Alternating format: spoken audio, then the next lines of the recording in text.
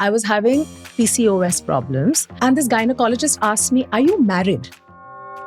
And I said, "What the does my marriage have to do with my problem?" Let me tell you, clinical practice has changed. It's more compassionate now. For beautification, a lot of doctors prescribe you contraceptives, which apparently helps in this case. But I also want to know, what are the side effects of contraceptives? An eye pill is extremely dangerous, has to be taken with caution.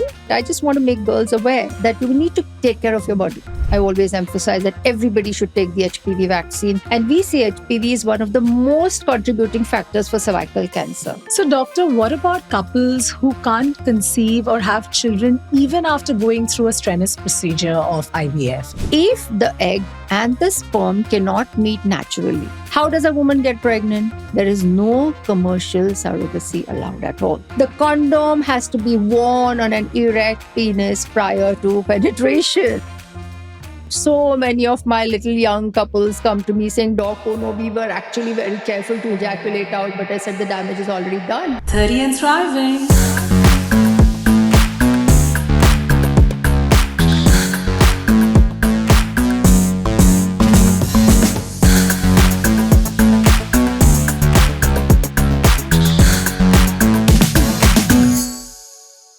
Thirties come with a lot of questions. Like, is my body changing? Should I be worried about fertility?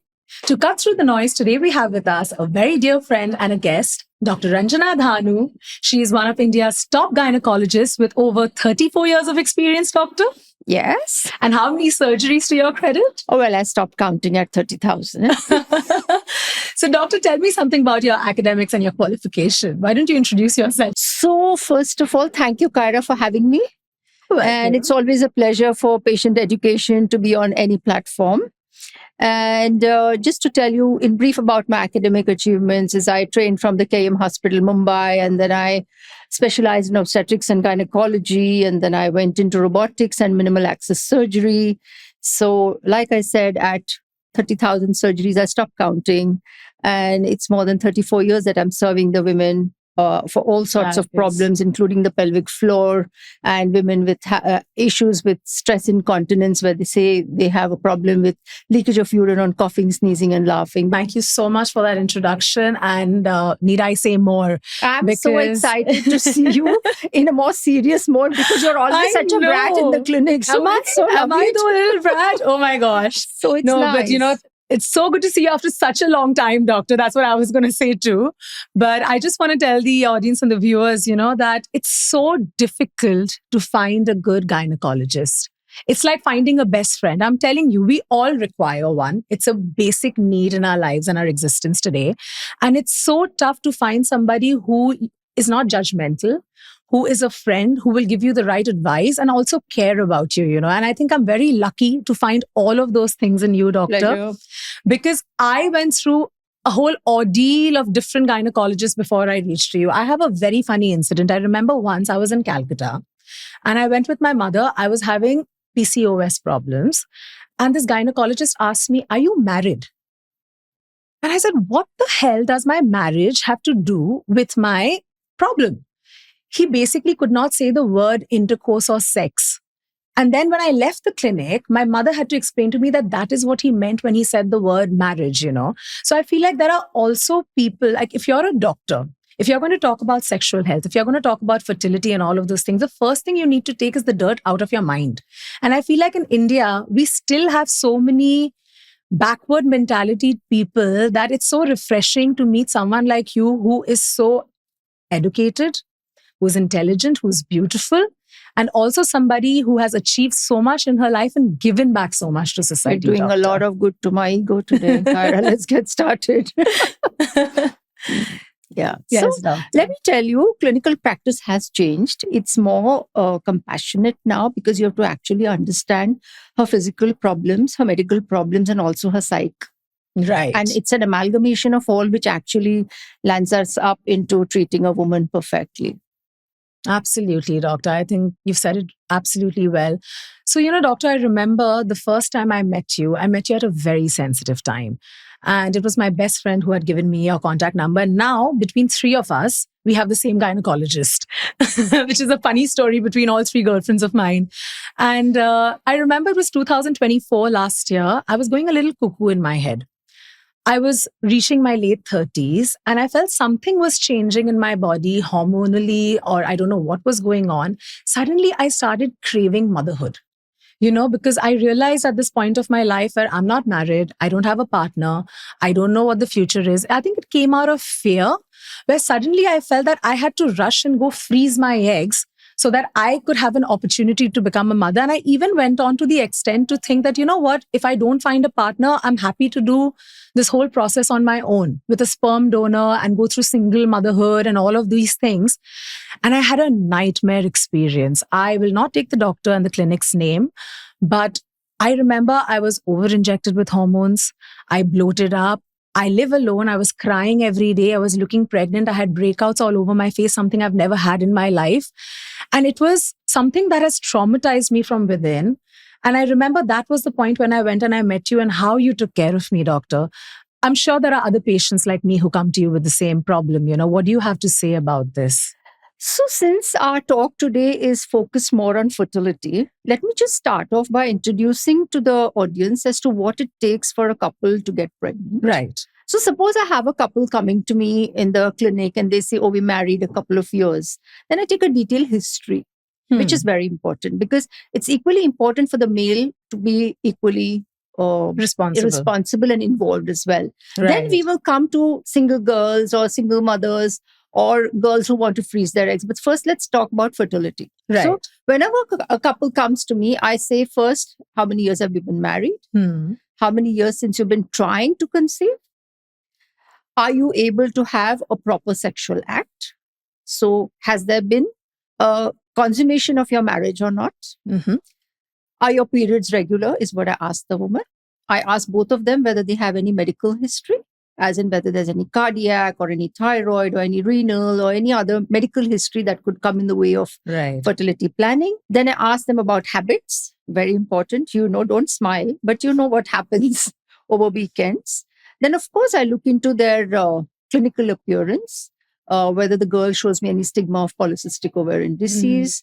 I look into their lifestyles as to whether they've been having any sort of severe weight loss, because today we're seeing a lot of patients taking certain weight reduction drugs. So then I need to look into all their vitamins and their parameters. So I always ask them whether their weight has been constant over the last 6 months or a year, or have they taken any drastic, but I can clinically make out whether they've taken any sort of drugs or any sort of therapy. So about 5 years ago, we used to have more of patients coming after bariatric surgery. But today we have patients who are coming after the drugs that, like the Ozempic and the Mounjaro and all of that. So does that affect fertility? Not really, but we have to it's individualized. You have to see whether they have any hormone deficiencies or not, whether they have nutritional deficiencies or not. Then also we look into history of consanguinity. So what is a consanguineous marriage? A marriage which happens between cousins. So somebody getting married to a first cousin. That happens in some cultures, yes. Yeah. So in certain families, if there's a consanguineous marriage, there's a whole history of genetic abnormalities. So we have to put a mark there that, okay, I need to counsel them further. Or is there a history of a genetic defect in the family? So is there a sibling with Down syndrome or any chromosomal abnormality? Or is there a cousin who has a child with Down syndrome? So then this couple needs to be investigated and counseled further. True. So these are all the basic histories that we take. Then of course, I have to go ahead and investigate the female. So what do? I first look into her sonography. Is her uterus structurally normal or not? Whether does she have fibroids? Does she have endometriosis? Does she have any ovarian cysts? Then I look into her hormonally.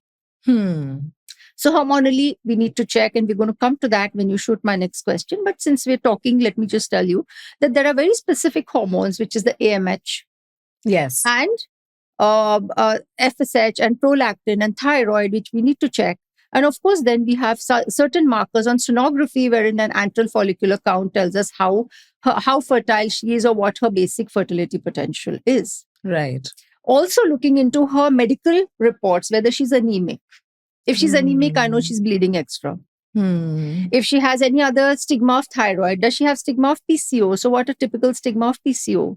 She could have facial hair, she could have acne, she could have bacne, she could say that I have abnormal hair on the breast or below the navel, I have mood swings. So when we talk about PCOD, we'll come to that as well. Then I speak about the husband. I ask him as to what is your lifestyle?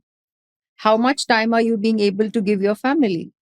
How fatigued are you, or both of them for that matter, because I treat a lot of corporates. So how often are you being able to actually have a relaxed sexual act? You can't just say that you're married. I have so many couples who say we're married, but we're just traveling different continents and we just don't have the time to meet in the mid-cycle. So we're not able to conceive. Yeah. So these are issues of society that we see in clinical practice today. That's so then incredible. Also about the man, whether he's suffered any infections like mumps or measles or has had any other surgeries on his genitalia, or if he has any issues with ejaculation or erection. So all these issues need to be discussed before we actually go into the depth of giving them fertility assistance. So, doctor, you just mentioned so many different factors that could affect the fertility as well as, childbirth. How many of these factors are relevant when you turn 30? I mean, what are the things that happen to a woman's body when they turn 30 in terms of fertility and reproduction? So, all girls are born with a limited number of eggs. Whenever a girl is decided to be a girl in her mother's womb, she's born with a limited number of eggs. She's not going to keep producing any more eggs. Come menarche, when she starts her menses, her eggs have reduced further. And with each cycle, she's going to be losing her eggs exponentially. Unlike a man who has the capacity to produce sperms till the day he breathes last. Of course, his fertility or his fertile capacity may reduce, but he does have the potential to even have a child at the age of 90 or 99. But a woman has a definite limit as far as her eggs are concerned. And what starts to happen is there's a transition at age 30. So what happens is the eggs reduce in number, their quality starts to diminish. Her probability of conception starts to go low. After the age of 32 and at age 35, there's chromosomal defects. So because there's aneuploidy is just an alteration in the eggs. I don't want to complicate it for you to understand. So it's simple language. The chances of chromosomal abnormalities like Down syndrome or other syndromes start to come in. So this is when girls then think that, if I have not found the right partner, or if I've found the right partner, but I'm not yet wanting to indulge in marriage, I have a career ahead, but I want to freeze my genetic material. So this is an option that we think of wherein girls then are given an option of egg freezing. Right. Because of what we see in the future, what is happening to the eggs, it is better to freeze her eggs at a certain genetic age wherein the eggs are good and healthy. Right. Just recently, I was in Abu Dhabi 4 days back, and a girl comes across to me and says, Doc, but if I'm going to undergo IVF anytime later, then why should I freeze my eggs? And that's when I sat her down and I made her understand that, yes, you can have an IVF at the age of 37 as well. But if you freeze your eggs now, your eggs are going to be at a better age genetically as compared to age 37 when you actually want to use your eggs. Right. Because they will have aged and your chances of chromosomal defects will be high. Right. So it's important for girls to understand that age 30 is definitely where they have to start looking into the quality of their eggs. Now, this is as far as the eggs are concerned. Hormonally also, they start to get altered. So the AMH starts to drop. Doctor, can you explain what the AMH levels are? Yeah. So the anti-Mullerian hormone is a hormone that is secreted by the developing follicles. Right. And we say it actually is a predictor of fertility. So when we say low AMH, it does not mean that there is low fertility or no fertility. It just means that she's going to have a lowered fertility potential. So normally an AMH of 2.5 is good. 1.5 to 2 is average. Below 1 is getting problematic, and below that is extremely poor. But we do see a raised AMH in PCOD, wherein it could be extremely high, it could be 10, it could be 12. So these are girls with a very high AMH where they have excessive anti-Mullerian hormone. And that is something because they are facing chronic anovulation. Right. Because they don't ovulate, so they have that many more eggs within them. Oh my God, that's quite interesting. Something else that can be done in order to check what their fertility potential is the antral follicular count. Now, an antral follicular count is done on the second or third day of the cycle, wherein they check the number of follicles around the ovaries to see how she's growing her eggs. So that also is a fertility indicator. Right. But it has to be done in a specialized clinic by a sonologist. And there we see the number of eggs and again decide on what her fertility potential is. Right. So an antral follicular count of 12 to 15 is good. Between 7 to 12 is average. Between 5 to 7 is low, and below 4 is extremely low. So when we cumulatively see the AMH and the antral follicular count, then we can say what the fertility potential of a girl could be. Right. Now, girls naturally around 30 may start to have a diminishing AMH and an antral follicular count. But suppose a girl has had certain diseases in the ovary, like endometriosis, or she's had follicular cysts in the ovary, or a surgery done for the ovary in some form, like for a dermoid, then obviously her AMH is going to drop or her antral follicular count is going to be low. So such girls start to need to look into their fertility potential even earlier in life. So what about girls who are post their 32? And you said these are the tests that, they need to go through to see their fertility rate. I mean, is there any other detectors for them to when would you tell a person that, you're not fit for egg freezing? Oh, so in short, when would I deny egg freezing to anybody? So first is if she is physically incapacitated, by which I mean if she has a gross disease, if she has a heart disease, she has a renal disease, she has a lung disease, she has cancer, she's out.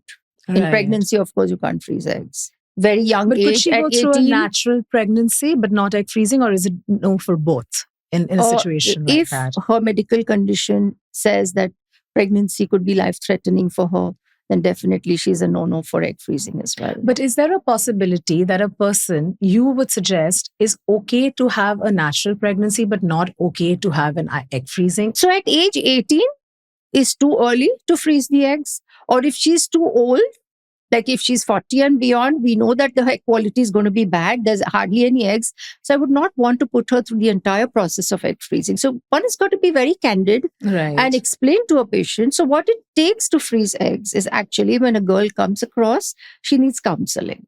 Right. Very important. So you need to understand her lifestyle. You need to look into her sonography. You need to look into her egg quality. Like I said, with an AMH and an antral follicular count. You need to look into her other parameters like her thyroid, her sugars, her general body, whether she's having PCOD or not. And only then will you tell her that this is what it takes to do egg freezing. Right. And what exactly is egg freezing? We counsel her saying that we are going to super ovulate you. What is super ovulation? With your own hormones, you are going to grow one egg in each ovary in each cycle. Right. So when we super ovulate, what we do is first we give her drugs to control her ovaries. So we don't allow her natural ovulation, and then we boost her with certain hormonal injections, which are going to grow certain number of eggs on both sides in both ovaries. We of course watch her cyclically or almost on a daily basis to see that the eggs are growing at a certain rate and accordingly modulate the number of hormonal injections to be given. And when they are of a particular size, that is when she's given a trigger. A trigger is an injection given in order to release the eggs. And within 36 hours, she's taken to the lab. And through a vaginal puncture, the eggs are retrieved and then stored for future use. So egg freezing is also called cryopreservation because when at this age you're freezing her eggs, you're freezing that genetic material at age 30 or age 31 or whatever to be used in the future. Right. And those can be used in the future for as long as she wants to push them. But 10 years is good enough. She can do that. Now, there are certain ethical aspects which a woman has to understand when she signs her form in order to freeze her eggs. So the laboratory has to, or the lab has to be telling her that you need to sign a disposition form, which means that when you are storing your eggs, you are willing to keep these eggs for your own use in the future. One. Right. So it can't be used by somebody else. Correct. Not even a surrogate? If she opts for surrogacy, of course, yes, because it's her own eggs being used for the surrogacy. Right. Okay. Then, how long she wants to store them. in case of any accident, or if she's not able to use those eggs in the future, what authority does she give the lab in order to destroy the eggs? Is she willing to pay for the storage of the eggs for as long as she wants to store them? Right. So all these are the issues that need to be. But do women donate eggs as well? So commercial egg donation is not permitted in the India. country. So no, for now at least, it's not. But altruistic, yes, we can try. Altruistic is just with the intention to help somebody who Right. does not have eggs. Yes, definitely it could be permitted in a lab, but that too with consent. So when we talk about egg donation, I will tell you about the same. Right, doctor. One more question I had, doctor. When you said that the whole process of egg freezing is like cryo, and they last about 10 years, you said, Even right? more. Even more. So supposedly a patient comes and she freezes her egg today. Will that egg quality deteriorate outside her body when it's frozen? No. No. So that's the beauty of cryopreservation, where at extreme low temperatures, the eggs are frozen and the material is absolutely stored very well genetically. So that's the beauty of storing the eggs at a certain age. So even if a woman opts at age 38 to thaw those eggs and use them, they are with a good genetic material frozen at that age, which was age 30, even though she's going in at 38 to go ahead and have a baby. Interesting. Wow. Science. So all she needs to do is thaw the eggs, yes, then go to the lab, take the husband's semen, make it into a baby, and then transfer it into the womb. Yes. So, doctor, tell us about the other procedures that come along with egg freezing. So there's egg freezing, and then there's IVF, and then there is a whole lot more, doctor. So it's not just that you've frozen your eggs and you're done with it. Now the whole process is how you get that egg back in your system, to have the baby. So, doctor, can you just let us go through this whole process? Okay. So what is IVF? Yes. IVF is in vitro fertilization, which means if the egg and the sperm cannot meet naturally, how does a woman get pregnant? If there is uninterrupted intercourse around the periovulatory period from day 11 to day 17 in a girl who's naturally getting her periods, she's definitely going to get pregnant if there's an uninterrupted intercourse. So we go by probability of conception. So suppose I have a couple who's all normal. The guy is about 28, the girl is about 26, no hormonal issues. The guy has fantastic sperms. And if they indulge in the sexual act thrice a week or around the periovulatory period for almost a year, then they need to get pregnant. Now, what is probability of conception? If I have these couples, I have 100 couples, say, in January, and they come to me and I ask them to have uninterrupted intercourse. In Jan, if they have uninterrupted intercourse, are all 100 going to come back to me pregnant in February? No. So there will be 15% in Feb, 30 to 45% by March or April, 50 to 60% by September, October, 90 or 85 to 90% by November. But whatever those that remain are the ones that are termed as infertile. Right. So we say that infertility is defined as inability to conceive after almost a year of unprotected intercourse in a couple less than 35. But in couples more than 35, then if it's more than 6 months that they are not being able to conceive, they need to seek help. Right. So then what do we do? What are the different factors that are preventing an egg and sperm from meeting naturally? So let's classify it. We have ovarian factors, we have tubal factors, we have uterine factors, we have female factors, we have male factors. So let's classify it. So for the male, suppose he is impotent, suppose he cannot perform, or suppose he has sperms which are very, very low, or suppose he does not have sperms in his entire semen sample, but if you do a testicular biopsy, you see sperms over there. So to get them pregnant, then you need assisted reproduction. So these are some of the male factors. Yes, that is what I was going to ask you again, is that, that male fertility is another taboo topic that not many people speak about, especially in our country. Unfortunately, most of the fertility blame, I would say, is put on the woman. I've also heard that determining the sex of a child, whether it's a male or a female, is more dependent on the male sperm than it is on the woman. And in our country, in some societies, they want that beta, you know what I mean? And they keep having these babies till the son is born without realizing it's the father who's genetically, I wouldn't say to be blamed, but just genetically the reason why this is happening. I guess now the awareness is seeping in and the gender bias is now slowly coming down, and the gender selection, of course, is not permitted in our country. Right. But of course, yes, the male is responsible whether the fetus is going to be an XX or an XY because the Y chromosome comes from him. Right. Currently, now we have more educated couples in our clinical practice who do not really want to be gender selective as well. Right. So that's a good thing that we see in society today. But yeah, we do see in certain communities that there is a lot of pressure on the woman to have a male child, and which is very difficult. And of course, in India, there is no form of gender selection allowed by any fertility clinics at all to say that they could assist them to have a male child at all. It's not permitted by law.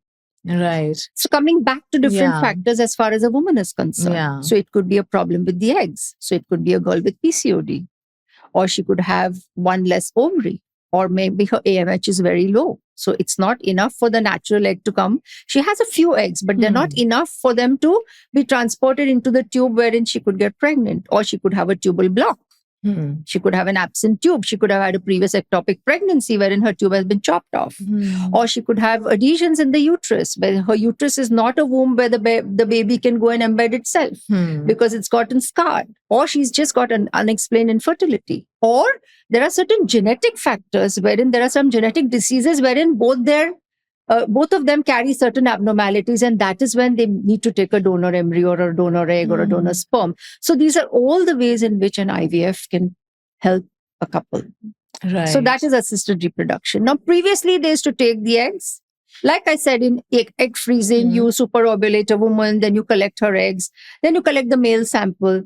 And after that, they used to put in IVF, they used to just allow the sperms and the eggs to be in a petri dish for a while. But today, with more specific techniques like an ICSI. What is an ICSI? Intracytoplasmic sperm injection, wherein in each egg, we actually, under the electron microscope, inject each sperm into the egg, then freeze them at certain temperatures. And when you get the eggs out on day 3 or day 5, you see the quality of the eggs. You take the best eggs and then you freeze the rest.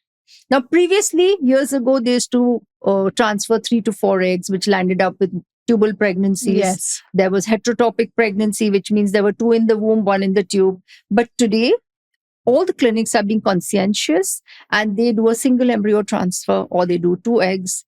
So that, in fact, gives a better pregnancy rate. Right. Also, frozen embryos give a better rate of success than fresh embryos. Why? Because once a girl's eggs are retrieved, her body is undergoing certain changes. There's yet inflammation in the body. But when you do a frozen embryo, which is when you take it, but you insert it, or you push it into the uterine cavity after a cycle or 2, the eggs are better quality. You can choose better eggs. Then the receptivity is better. So always when we see the success rates, we say frozen embryos give a better success rate as compared to egg freezing. Correct. Yes. But again, the age matters. Yes. The earlier the age, the better the success rate. The more advanced the age, the success rate starts to fall. Also in a man, if his age is higher, then the sperm head undergoes DNA fragmentation. And that is something that can lead to genetic defects, or it can lead to problems in conception. So then these men who show DNA fragmentation, so how do we check a man's semen? So there are certain criteria. A husband or the male counterpart is asked to abstain for 4 days, 4 to 6 days from any form of sexual activity. He has to ejaculate, wait for 4 to 6 days, ideally go to the lab, and by the method of masturbation, give the semen sample in a clean container, which is collected by the lab and then checked for his sperm quality. So what do we see in the sperm sample? We see the volume. We see the number of live sperms. We see the motility. We see the number of abnormal sperms. And there are different criteria according to the last 2021 consensus as to what the actual good semen count should be. Right. And if he meets up with all those criteria, then he's good enough to go ahead and say that, yes, his semen sample is good. For any reason, if the sperms are good in number, but the motility is low, Right. or there are some abnormal forms, or there is infection, then these require more of assistance. Right. Okay. So now having a good semen sample in hand, having taken these embryos, suppose the couple uses the first 2 embryos and gets pregnant. There are the rest of the embryos that need to be frozen and kept. Like we said, egg freezing. Now we are talking about embryo freezing. But again, the legal and ethical aspects come into play. Right. So whenever a couple is asked to sign up in a clinic, they have to be told that there are certain, it's called a disposition form. So they need to understand that, fine, you're here today together, but tomorrow, for any reason, if there is a separation, today you're having this kid, but tomorrow, if there is a separation or there is, by misfortune, a demise of either partner, what happens to the embryo? Yes. What do we do with the embryo? Or if you refuse to pay up to maintain the equality, are you willing to give these embryos for further study and research? So all these things come into play, and they have to be very, very clear in their intention before they sign for the embryo freezing as to what the lab is authorized to do. Right. Otherwise, then they have to take this particular issue to certain ART courts, wherein the settlement has to happen between couples, because then a fight for embryos and stuff happens, which can get very mushy. So all this has to be understood by a couple before they actually sign in. But is the preference given to the mother when it comes to, the frozen embryo? Both the parents have an equal right. Yes. Right. Now, suppose there is somebody who has very poor quality eggs and she's choosing an egg donor. So there are certain criteria for an egg donor. A woman can donate an egg only once. She has to be young. She has to have had at least one child in the past. Okay? Because you cannot keep donating eggs. You'll have a lot of consanguineous or siblings in society. So that's the law. Similarly, a sperm donor, suppose somebody has and of course the identity of the person donating the egg is not given, but the quality of the egg, the origin of the egg is all explained to the couple. Right. In India, we do not allow them to meet up with the person who's donating the egg. As far as men are concerned and sperm donation is concerned, suppose a man has no sperms at all. And he wants to take donor sperm. So again, the origin is not explained, but the quality of the semen is checked. The person who is giving the sperm sample has to give the sample only once in a lifetime. Right. Again, to prevent any sort of consanguineous or any siblings happening in society. And of course, you have to check that this person does not reveal his identity at all. Right. Now, whenever the egg donation or sperm donation has happened, the ideal couple who is going to be conceiving this child through this embryo happening becomes the property of the couple who is taking the egg and the sperm. The person donating the egg or donating the sperm has no right on that fetus at all. Right. So taking this further, because we are talking about assisted reproduction, what is surrogacy? Right.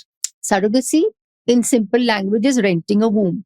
I have a patient whose womb is not efficient enough to carry a baby, or she does not have a womb.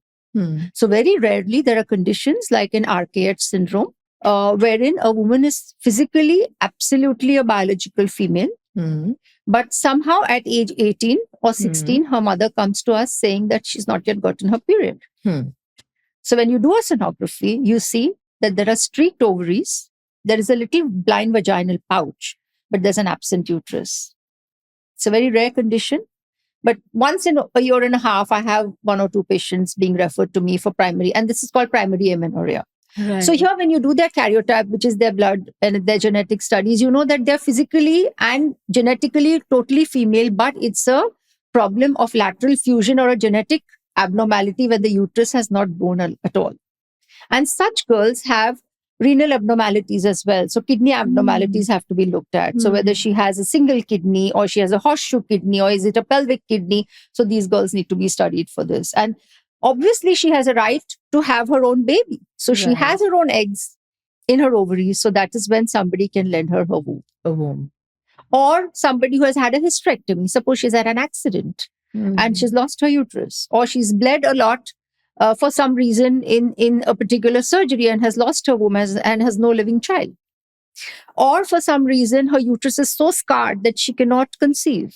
Or for some reason, it's an unexplained infertility where the couple just cannot conceive. So these are times when a woman lends her womb. But again, in India, we have altruistic surrogacy, which is allowed, which means there is no commercial surrogacy allowed at all. Right. There is no commercial surrogacy, as in a woman is lending her womb out of an intention to help. Altruistic means with an intention to help. So the only way she can be compensated is for the medical treatment, for the number of months that she's losing her work. And she has to, of course, be a first degree relative or somebody who has been assigned by the lab after being checking by the board that this is an ideal candidate to be a surrogate. And this couple also is an ideal couple to rent a surrogate, is when she can take this up, and only to be given her insurance money for the amount of time that she's lost, and the medical expenses for her is what is allowed in India today. We do not allow any form of commercial surrogacy. So, doctor, everywhere I look these days, left, right, everywhere there's PCOD and PCOS. Doctor, can you please explain to us exactly what it is? PCOD is a condition wherein a woman has a problem with her ovulation. We know that a girl who normally gets a period every 30 days ovulates on day 14. It can happen anywhere between the 11th and 17th day. When she starts to bleed is when her egg recruitment for the cycle has already started. So at the beginning of the cycle, she recruits 2 to 3 eggs, out of which one matures. And on day 14 or anywhere between day 11 and 15 or 17 is when she releases the egg. The body clock is such that once the egg is released, the uterine lining gets a signal that she has to bleed in 15 days after ovulation. And of course, unless interrupted by a pregnancy, she has to get her period. What happens in PCOD is there is egg recruitment, but there is no release. So the eggs are getting trapped in the ovary cycle after cycle after cycle after cycle. So clinically, what happens is the ovaries start to gather a little bit of male hormone in all those trapped eggs. So when you see sonographically, or sonologically, you see that both ovaries are bilaterally bulky with or without peripheral tiny follicles is what you normally see on a sonography report. It's like a grocery or a mall distribution of the follicles. Now, these eggs harbor a little bit of male hormone. We know females have male receptors and males have female receptors. So these hormones start to act up on the male receptors in the body. So what is the first thing? Oily skin, acne, androgenic hair distribution. So facial hair on the chin, on the sideburns, on the upper lip, hair around the breast, below the navel, acne, bacne. This is all androgenic hair or androgenic influence of the hormones. Then, as a rule, we normally see that PCOD could be associated either or with prolactin or thyroid excess. And prolactin can drive women crazy today. What happens with prolactin excess? Mood swings, irritability, water retention, bloating, breast pain, abnormal breast discharge, and irregular periods. What happens with thyroid is again lethargy, lassitude. I don't feel like going for a walk. I want to lie down. And all this starts, and sweet binging with prolactin as well. So all this starts to gather more weight. And the more the weight, the more severe the PCOD.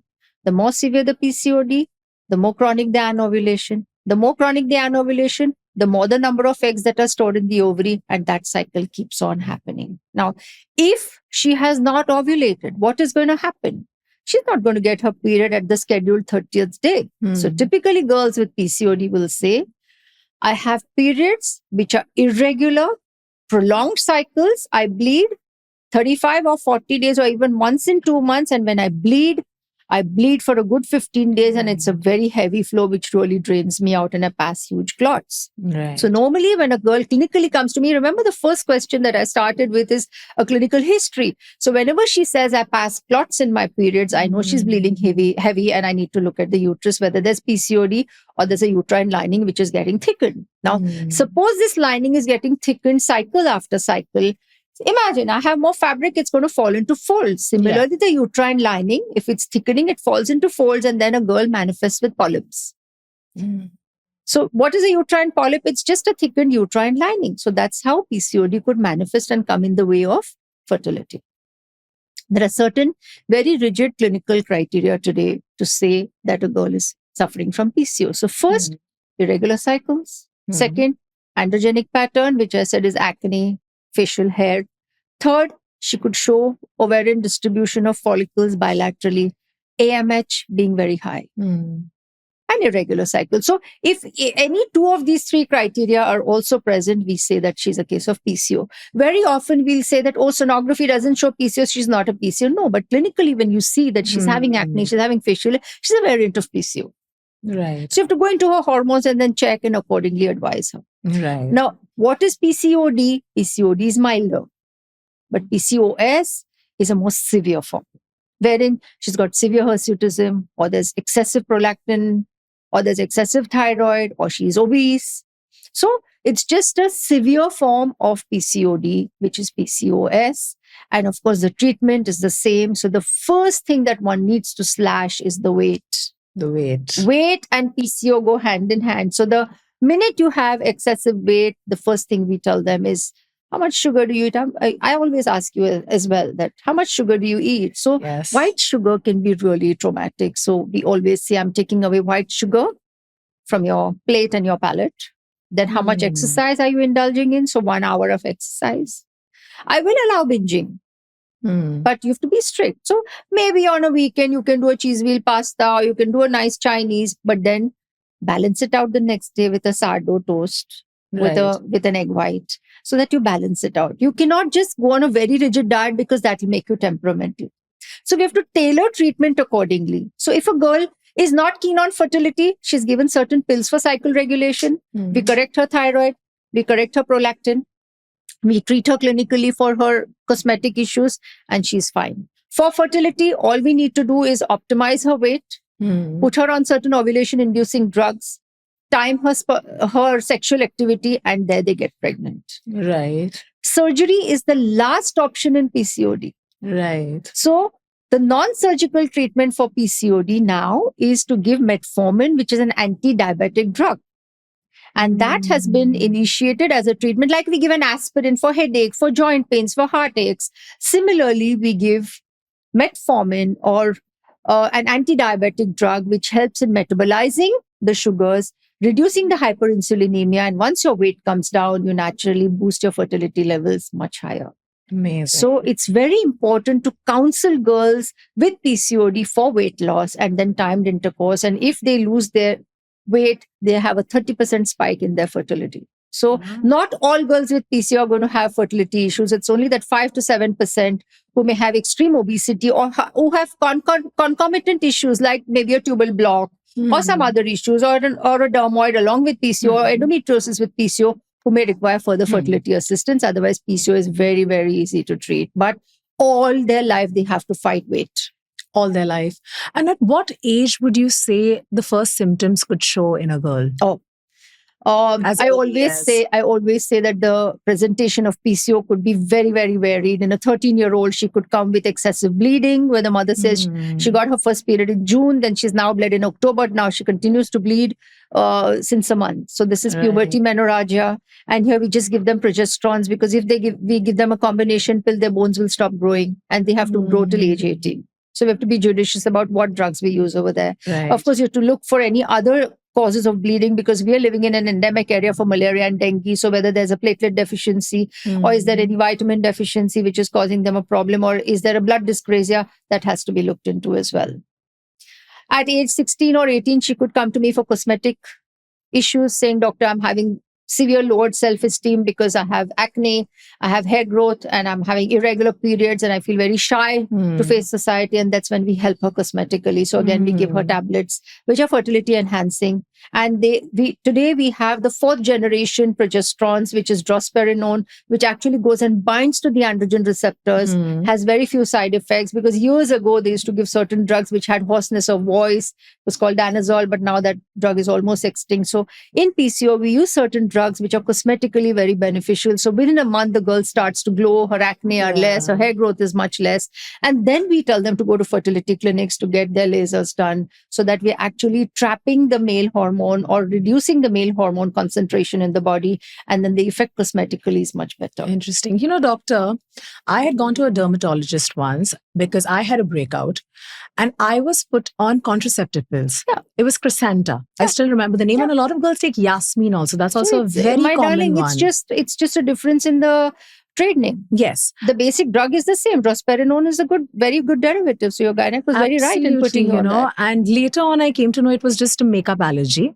So unfortunately, I had to go through all those medication. But I just want to ask you, doctor, that this is also very common, like you said, for beautification. A lot of doctors prescribe you contraceptives, which apparently helps in this case. But I also want to know, what are the side effects of contraceptives? Does it also affect your fertility? No. You're doing it for your beauty, but what if it's affecting you in another way in your body? Honestly, I don't blame the cosmetologist, because PCO is so common. 1 in 3 girls has PCO. And very commonly what the cosmetologist is encountering is either acne or oiliness or facial hair. So the contraceptive pill with drospirenone is in fact very good for her, because first, it's going to give her a diuretic effect and weight loss. It's going to bind to the androgen receptors and give her a glow. It's going to be fertility enhancing because it's storing her eggs. She's not losing her eggs. So in every way, she's benefiting. The only thing is, before you put a girl on a contraceptive pill, because this intake is going to be almost for 6 months to a year till she optimizes her weight. So what we do is an annual pill evaluation. Check on her blood reports. Is her liver clean? Are her kidneys clean? Get a sonography done, because today girls are indulging into habits. They're indulging into alcohol. They're eating poor. They're ordering out of the 30-year-olds, the millennials. They're ordering out of cloud kitchens. Their eating habits are poor, and that's when they start to gain weight. So then we say you need to monitor all this. So we need to look into all this, and then of course safely put a woman on a pill. But every year she has to undergo an evaluation, because every year you have to check your liver profile, your kidney profile, a sonography to see that all your systems are good, and then you can keep taking the pill for years as well. I have no problem. I have so many girls who are hostesses, or they're working in your industry, and they're doing so well on the pill. Yeah. So I don't think a pill is a contraindication ever, unless she has a liver disease, or she has a like stones in the gallbladder, or she has a renal disease and she really can't take drugs for a long time, then that's a direct contraindication. Right. Doctor, I think it's actually a boon, because like they say, precaution is better than cure. And I feel like there are so many young children out there, I would say, men, women who are living their life and, enjoying their freedom. But I feel like I really hope that they're enjoying it with safety precautions, because you hear about unwanted pregnancies and you hear stories like that, and I always feel that there needs to be more education. And I think there needs to be doctors like you who give the right advice so that girls can live their life with dignity and at the same time protect their bodies. So in short, Kyra, we're hitting towards contraception. Yes. And contraceptive measures. And let me tell you, it's not right to be judgmental in clinical practice today. So if a couple comes to me saying we are 18 and 19 and we want to be sexually active, then I tell them, look, you have an option, or you have a choice between male and female contraceptives. Right. And of course, you have to go by the temporary methods, because you're young. You can't go for the permanent methods. Permanent methods, of course, in elderly couples would be a vasectomy for the male and a tubal ligation or a hysterectomy for the female.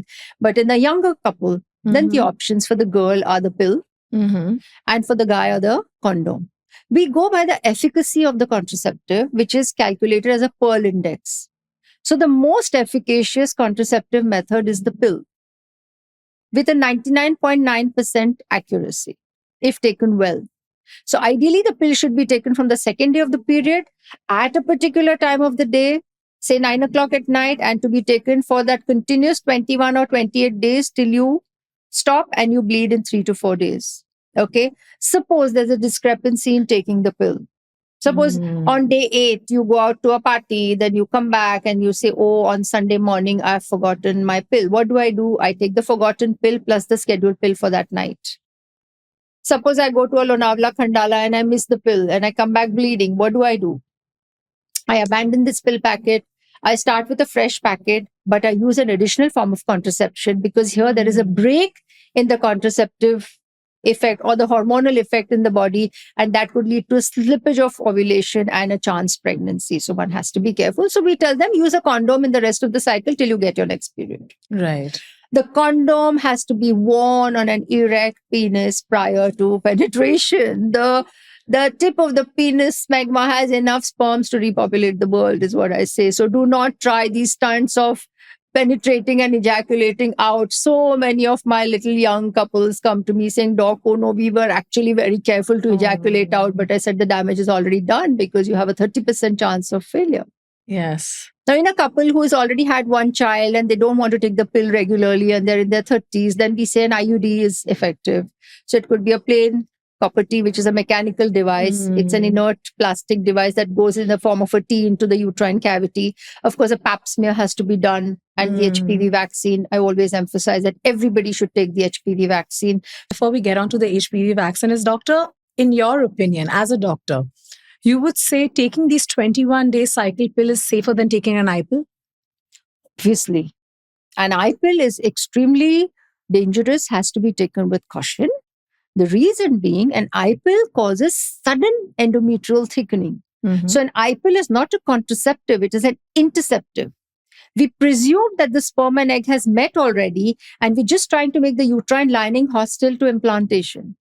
But what happens here is if you make the uterine lining extra thick and hostile to implantation, the egg, instead of passing down from the cervix, can bounce back into the tube and cause a tubal pregnancy. And I mentioned in my previous podcast as well that I have had unmarried girls last year, 5 of them, who have come to me with bleeding in the tube and with a history of an I pill. So unless taken under strict medical supervision, one has to be very watchful and do not misuse the I pill.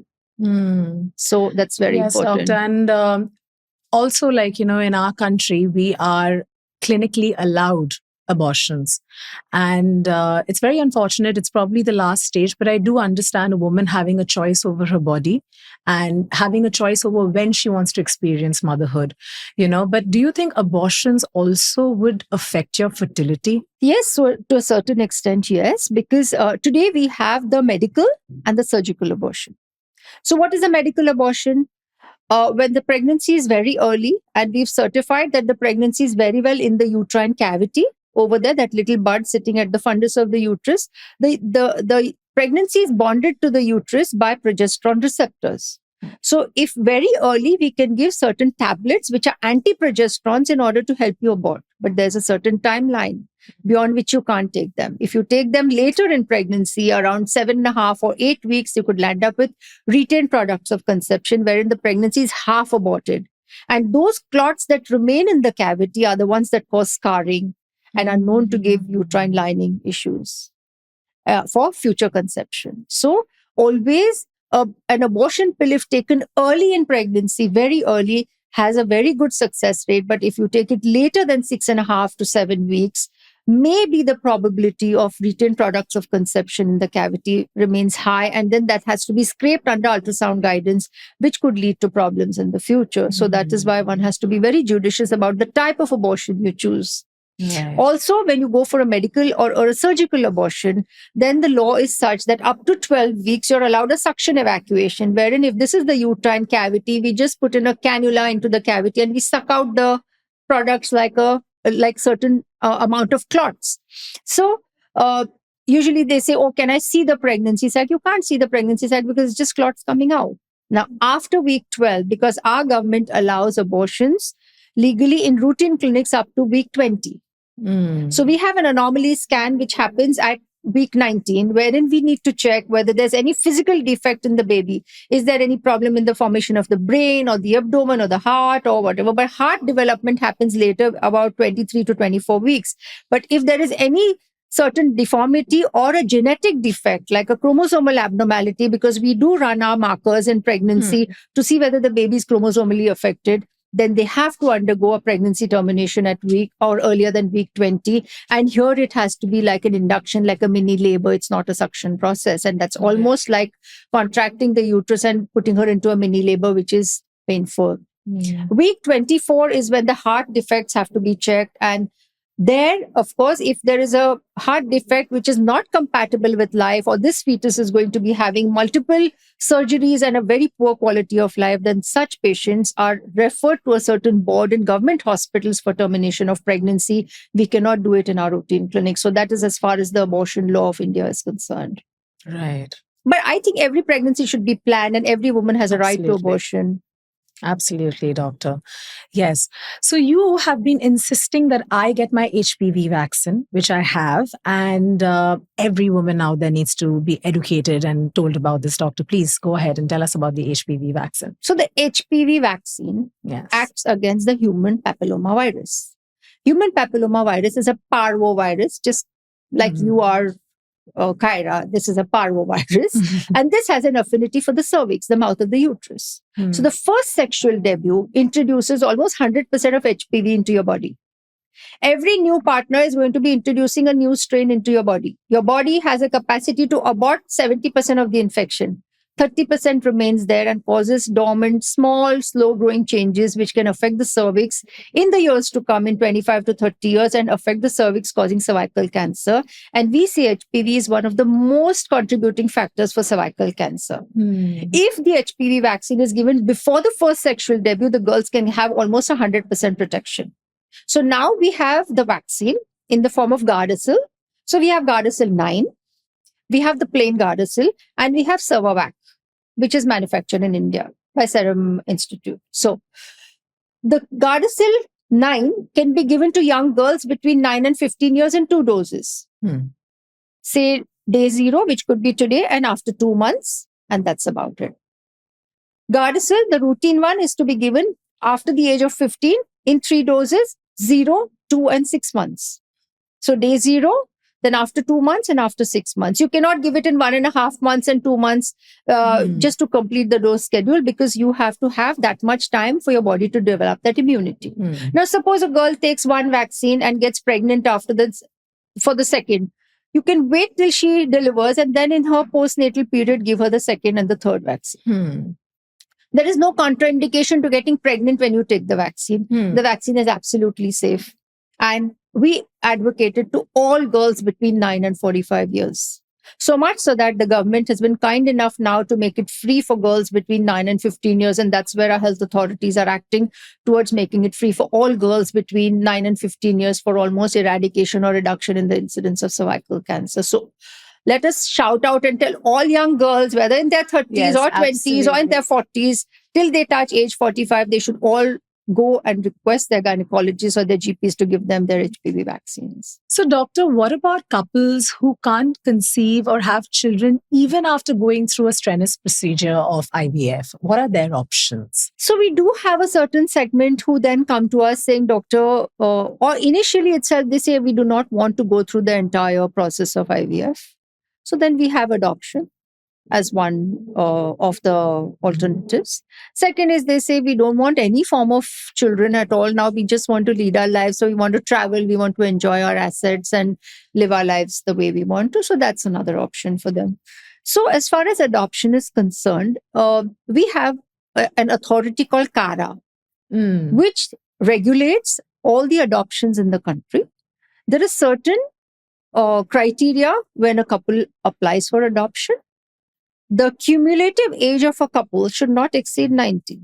So a girl has to be less than 45, a man between 50 and 55, so that they can adopt a child. A single woman can adopt a child as well. A single man can adopt a child as well. But a single woman can adopt either sex.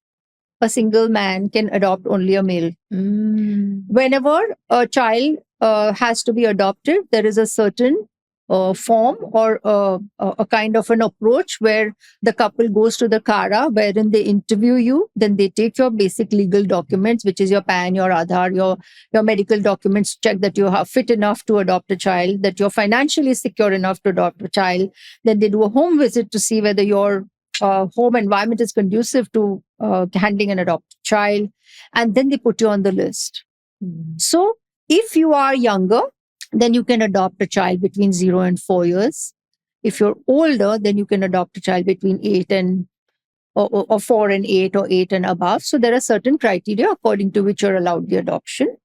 And clearly these adopted kids, when they become part of the family, they have equal rights as a biological child when they are adopted by the family.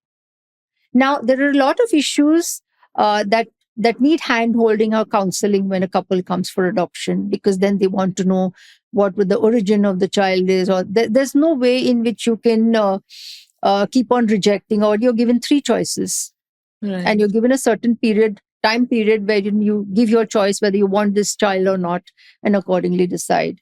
So after which, of course, when you decide on the adoption and you take the baby home, the authorities from CARA will keep a close watch on how the child is doing psychologically, how the child is doing physically, how the child is doing mentally, and in their milestones as well, in order to see that the child is being taken care of well. Mm-hmm.